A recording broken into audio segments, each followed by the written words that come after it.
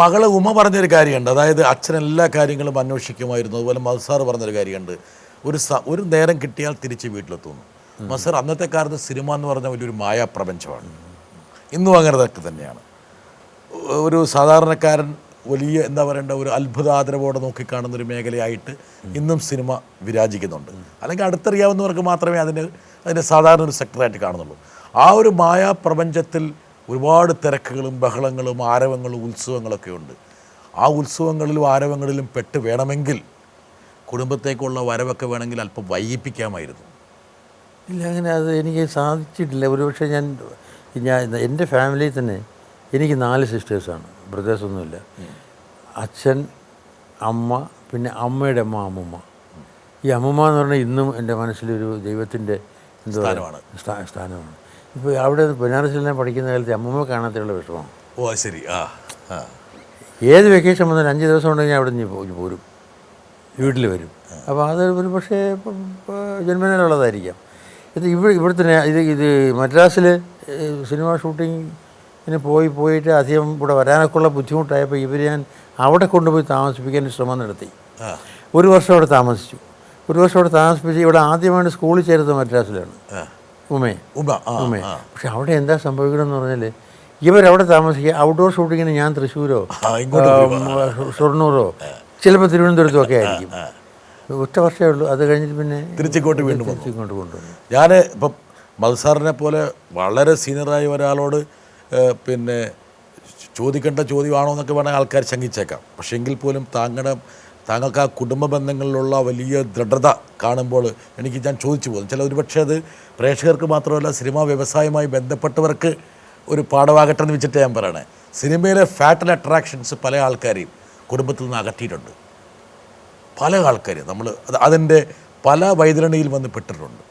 പക്ഷെ മധുസാറിന് ഈ കുടുംബം ഒരുപക്ഷെ ഇങ്ങനെ പിടിച്ചു വലിച്ച് ആ കുടുംബത്തിലൊരു നാഥനായിട്ട് പിടിച്ചുറപ്പിച്ചു. ഇല്ല, അത് എനിക്ക് തോന്നുന്നു, എനിക്ക് എന്നെ അടുപ്പിക്കാൻ കാരണം സിനിമയാണെന്ന് തോന്നുന്നു. നേരെ മറിച്ച് ഏതെങ്കിലും ഒരു കോളേജിൽ പഴയ പോലെ ലെക്ചറായിരുന്നു, ദിവസവും രാവിലെ 10 മണിക്ക് പോവുക, 5 മണിക്ക് തിരിച്ചു വരിക, വീട്ടിൽ വന്ന കാര്യങ്ങളൊക്കെ അന്വേഷിക്കുക. ഇതാ പോയിരുന്നെങ്കിൽ ഇവരടുത്തില്ലെങ്കിലുള്ള വിഷമം അറിയില്ലല്ലോ, കാരണം ഉള്ളതാണല്ലോ എപ്പോഴും. അപ്പോൾ ഈ ഇടയ്ക്കിടയ്ക്കുള്ള ഈ സെപ്പറേഷൻ, അതാണ് കൂടുതൽ ഈ സെപ്പറേഷൻ കുറയ്ക്കണമെന്നുള്ള ആഗ്രഹം ഉണ്ടായത്. ഒരു വിരഹത്തിൻ്റെ വേദന. അതെ, ഒരു 3-4 ദിവസം കഴിയാൻ നേരത്ത് I use to feel this. എന്തായാലും സിനിമയുടെ കുത്തൊഴുക്കിൽ പെട്ടുകൊണ്ട് ഒരുപാട് നല്ല സിനിമകളെ മധുസാർ സമ്മാനിച്ചെങ്കിൽ പോലും മധുസാർ എന്നുള്ള നല്ലൊരു അച്ഛനെ ഉമ്മയ്ക്ക് ഒരിക്കലും മിസ് ചെയ്തിട്ടില്ല. എന്താ കാരണം? എവിടെയാണെങ്കിലും എങ്ങനെയാണെങ്കിലും മകളുടെ കാര്യങ്ങൾ അന്വേഷിക്കുന്ന ഒരച്ഛൻ്റെ ഒരു സ്ഥാനം മധുസാറിന് കിട്ടി. ചെറുതൊന്നും അല്ല മധുസാറ് കിട്ടിയിരിക്കുന്ന അംഗീകാരം. അതേസമയം അച്ഛന് വേണ്ടത്ര സ്നേഹം മകൻ കൊടുത്തിട്ടുണ്ടോ എന്നൊക്കെ വേണമെങ്കിൽ ചോദ്യം വരുവാണെങ്കിൽ എൻ്റെ അച്ഛൻ ഇല്ല എന്ന് തന്നെ പറയേണ്ടി വരും. കൊടുക്കാൻ സാധിച്ചില്ല എന്നുള്ളതിന് കാരണം അച്ഛൻ തന്നെയാണ്. കാരണം അടുക്കാൻ സമ്മതിച്ചിട്ടില്ല. പിന്നെ ഞാൻ കാണുന്ന മുഴുവൻ ഈ പഴയ വടിയും കൊണ്ട് കിടക്കുന്ന മാധ്യമന്മാരും ഉണ്ടല്ലോ, ആ രീതിയിലാണ് അച്ഛനെ കണ്ടിട്ടുള്ളത്. അച്ഛൻ ചിലപ്പം ഔട്ട് ഓഫ് ട്രിവാൻഡ്രമായിരിക്കും. ഈ മരിക്കാർ മോട്ടോഴ്സിലല്ല, ട്രാൻസ്പോർട്ട് അവിടെ ഉണ്ടായിരുന്നു, ദേവികുളത്തോ പെരുമ്പാവൂരൊക്കെ ഉണ്ടായിരുന്നു. അവിടെ അച്ഛൻ പലപ്പോഴും ട്രിവാൻഡ്രത്തില്ല. ഈ അച്ഛൻ വന്നു കഴിഞ്ഞാൽ ഉടനെ എന്നെ അന്വേഷിക്കുന്നത് ഞാൻ എന്തെല്ലാം ഗുരുത്തക്കേട് കാണിച്ചെന്നാണ്. അടിയാണ്. ഒരുപാട് കിട്ടിയിട്ടുണ്ട്. മുട്ടക്കുത്തി തീർത്തി അടിച്ചിട്ടുണ്ട്. എന്ന് വേണ്ട, കാൽ മുടക്കി അടിക്കാൻ അങ്കണത്തിൽ വീണിട്ടുണ്ട്. അവിടെ തൂണുണ്ട്, ഗൗരിഷോട്ടത്തിൽ ഇപ്പോഴും ഉണ്ട് വീട്ടിലെ തൂണ്. ഈ ശകലം കളിക്കാൻ പോയിട്ട് ഒരു 7 മണിയൊക്കെ 7:30 മണിയായി പോയാൽ ആ തൂണിൻ്റെ മൂടി കെട്ടിയിട്ടില്ലേ. അപ്പോൾ ആരോ എങ്ങനത്തെ തോന്നിക്കാണ് ഒന്നായത് കാരണം എന്തെന്ന് പറയല്ലോ, ഓലക്കോണ്ടടിക്കുന്ന പറയില്ല, അതാണ്. ഇല്ല. എന്തായാലും അദ്ദേഹം ആ കാലഘട്ടത്തിൽ ഒരു കർക്കശനായ പിതാവ് എങ്ങനെ മകനോട് പെരുമാറണം, പക്ഷെ അദ്ദേഹം അത് ചെയ്തത് മുഴുവൻ താങ്കൾ നന്നാവാൻ വേണ്ടിയായിരിക്കും. ആയിരുന്നു. പക്ഷേ അത് അത്രയും വേണമായിരുന്നു എന്ന് എനിക്കിപ്പോഴും സംശയമുണ്ട്. അച്ഛനിപ്പോൾ ഇല്ല. അച്ഛൻ്റെ സ്നേഹമൊക്കെ ഞാൻ മനസ്സിലാക്കുന്നു. ഇൻ സ്പൈറ്റ് ഓഫ് ദാറ്റ് അച്ഛൻ ചെയ്തത് മുഴുവനും ശരിയാണെന്ന് എനിക്ക് അഭിപ്രായമില്ല. കാരണം അച്ഛൻ ഈ തല്ലാൻ നേരത്ത് ഞാൻ ചെയ്യുന്നത് എന്താണെന്നറിയാം. അച്ഛന് ഏറ്റവും ദേഷ്യമുള്ള കാര്യം പുകവലിയായിരുന്നു. ഞാൻ അവിടെ മാറിയിരുന്നിട്ട് കഴിയുന്നിടത്തോളം സിഗരറ്റും ബീഡിയും വാങ്ങിച്ച് വലിക്കുമായിരുന്നു. കാരണം അച്ഛൻ്റെ മുഖത്തൊക്കൊന്നും പറയാൻ നിവൃത്തിയില്ലല്ലോ. അപ്പോൾ വെഞ്ചൻസ് തീർക്കുന്നത് വീഡിയോ വലിച്ചിട്ടാണ്. വീട് വെച്ചിട്ടാണ്. പക്ഷേ പിന്നീട് അതിൽ പിന്നെ ബനാറസ് യൂണിവേഴ്സിറ്റിയിൽ നിന്ന് MA എടുത്ത പോലെ താങ്കൾ ബീഡിയിൽ നിന്ന് സിഗരറ്റിലേക്കും സിഗരറ്റിൽ നിന്ന് ചുരുട്ടിലേക്കും പോയി. അതെ. അവിടെയും താങ്കൾ ബിരുദാനന്തര ബിരുദം എടുത്തു. പക്ഷെ എപ്പോഴൊക്കെയോ അച്ഛൻ പിടിച്ചിട്ടുണ്ടല്ലേ? ഇല്ല, ചുരുട്ടിലേക്ക് വന്നെന്ന് പറഞ്ഞാൽ എങ്ങനെയാണെന്നറിയാം. തീർച്ചയായിട്ടും ഒരു ദിവസം അച്ഛനിങ്ങനെ വീട്ടിൽ നിന്ന് ഇറങ്ങി പോകാൻ നേരത്ത് അവിടെ ഒരു മുറുക്കാങ്കടുണ്ട്. സാധാരണ ഞങ്ങൾ കൂടുന്ന ഒരു സ്ഥലമാണ് മുറുക്കാങ്കട്. ഞാനുണ്ട്, ഗൗരീശ്വര ശങ്കരൻ, നേരെ കുറേ അവിടെയുള്ള യങ്സ്റ്റേഴ്സ്. ഒരു ദിവസം അച്ഛനതിൽ നടന്നു പോയപ്പോൾ ഞാനൊരു സിഗരറ്റ് വലിച്ചുകൊണ്ടിരിക്കുന്നു. കണ്ടവനെ എന്നെ വലിച്ചെറിഞ്ഞു. ഒന്നും പറഞ്ഞില്ല. നടക്കടാന്ന് പറഞ്ഞ് അച്ഛനെ തിരിച്ചു കിടന്നു. അപ്പം തന്നെ വിളിച്ചു. അത്തത്തിന് തിരിച്ചു കിടന്നു. അവ നേരെ വീട്ടിൽ വിളിച്ചുകൊണ്ട് പോയി. ഞാൻ വിചാരിച്ചു അവിടെ കയറി കഴിഞ്ഞാൽ അവിടെ തന്നെ തല്ല് തുടങ്ങും. തല്ലിയില്ല. അവിടെ ആരും അതിൻ്റെ സിസ്റ്റേഴ്സായിരുന്നു നിൻ്റെ അമ്മയെ വിളിക്കുന്നത്. വിളിച്ചു. അവളുടെ തലയിൽ കൈവൈ. തലയിൽ ഇനി മേലാൽ സിഗരറ്റ് വലിക്കില്ല എന്ന് സത്യം ചെയ്തു. ഞാൻ സത്യം ചെയ്തു. പിന്നെ ആകെ ഒരു മാർക്കം കണ്ടതെന്ന് പറഞ്ഞാൽ സിഗരറ്റ് വലിക്കില്ല, ബീഡി വലി തുടങ്ങി.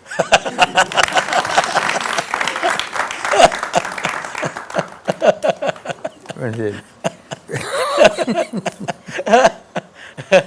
ഒടുവിൽ അമ്മ ഇത് അറിഞ്ഞിട്ട് ഇതിൻ്റെ നാറ്റമൊക്കെ കൂടിയിട്ട് അമ്മ വന്നു പറഞ്ഞു, നീ എൻ്റെ തലയിൽ വെച്ചല്ലേ നീ സത്യം ചെയ്ത്. അല്ല, എൻ്റെ തലയിലല്ലേ.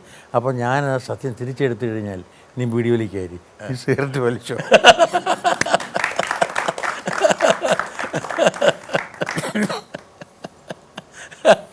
അങ്ങനെ അച്ഛനെ താങ്കൾ പരാജയപ്പെടുത്തി. പക്ഷേ ഇതേ അച്ഛൻ താങ്കളെ പരാജയപ്പെടുത്തി. അച്ഛനെക്കുറിച്ച് ഓർക്കുമ്പോൾ ഒരുപക്ഷെ അവസാനത്തെ ആ നിമിഷങ്ങളൊക്കെ മധു നല്ല പച്ച പിടിച്ച് കിടക്കണം അല്ലേ? അച്ഛന് സുഖമില്ലായതിൻ്റെ അച്ഛനിവിടെ ആദ്യം ശാസ്താംകോല ഹോസ്പിറ്റലിൽ പോയി. അപ്പോൾ അവിടെ ട്രീറ്റ്മെൻറ്റ് ശരിയല്ലാന്ന് എൻ്റെ കൂടെ അവിടുത്തെ മറ്റൊരു ഡോക്ടർ തന്നെ പറഞ്ഞുണ്ട്. എല്ലാം പഴയ എക്യുപ്മെൻറ്റ്സാണ്, ഓപ്പറേഷൻ വേണമെന്നൊക്കെ ഒരു പറഞ്ഞു. അച്ഛന് ഭയങ്കര വയറുവേദന. അച്ഛനെ ചെന്നൈ കൊണ്ടുപോയി. അല്ല, അച്ഛനെ എന്നിട്ട് മെഡിക്കൽ കോളേജിൽ കൊണ്ടുപോയി. അവിടെ കൊണ്ടുപോയിട്ടും ഹി വാസ് നോട്ട് സാറ്റിസ്ഫൈഡ്. ഞാൻ അവിടെ കൊണ്ടുപോയിട്ട് അവിടെ അച്ഛന് വേണ്ടി ഒരു വീട് വാടകയ്ക്കെടുത്ത് അത് ചന്ദ്രകുമാറിനോട് സഹായിച്ചു. കാരണം ഡയറക്ടേഴ്സ് കോളനിയിലാണ് എനിക്ക് വീട് കിട്ടിയത്. അവിടെ ഒരു വീട് കൊടുത്ത് അമ്മയും കൊണ്ട് അവിടെ താമസിപ്പിച്ചിട്ട് അവിടെ വാഹിനി അല്ല വിജയ ഹോസ്പിറ്റലിൽ കൊണ്ടുപോയിട്ട് ട്രീറ്റ് ചെയ്യുന്നത്. അവസാനം വരെ അച്ഛൻ്റെ ഈ അവിടുന്ന് പിന്നെ അവർ തിരിച്ച് വീട്ടിലയച്ചു. ലിവർ സിറോസിസ് ആയിരുന്നു. അപ്പോൾ ഡോക്ടർ വിളിച്ച് പറഞ്ഞു, ഇനിയിപ്പോൾ അവിടെ കിടന്നിട്ട് ആവശ്യമില്ല, വീട്ടിൽ കൊണ്ടുവെക്കാൻ പറഞ്ഞിട്ട് ഒരു ദിവസം ബ്ലഡ് വോമിറ്റ് ചെയ്ത് അച്ഛനെ ദേവകി ഹോസ്പിറ്റലിൽ കൊണ്ടുകൊടുത്ത് ഒരു ദിവസം കഴിഞ്ഞപ്പോൾ അമ്മ പറഞ്ഞ് എനിക്ക് കണ്ടുകൊണ്ടിരിക്കാൻ വയ്യാന്ന് പറഞ്ഞു. അമ്മയെ കൊണ്ട് വീട്ടിലായിട്ട് ഞാൻ തിരിച്ചു വന്ന് കൂടെ ഇരിക്കുകയായിരുന്നു. കൂടെ യു വോണ്ട് ബിലീവ് ആ സീൻ എനിക്ക് ഒരു സിനിമയിലും കണ്ടിട്ടില്ല. അപ്പോൾ ഈ ബ്ലഡ് കൊടുത്തുകൊണ്ടിരിക്കുന്നു, അച്ഛൻ ശബ്ദിച്ചുകൊണ്ടിരിക്കുന്നു, ബ്ലഡ് പുറത്തേക്ക് പുറത്തു പോകുന്നു. അപ്പോൾ ഒരു ദിവസം ഇങ്ങനെ കൈ കാണിച്ച് എന്നെ വിളിച്ചു പോകുന്നുണ്ട്. പിന്നെ ഇംഗ്ലീഷ് വന്നു, do you think you can bring me back to life?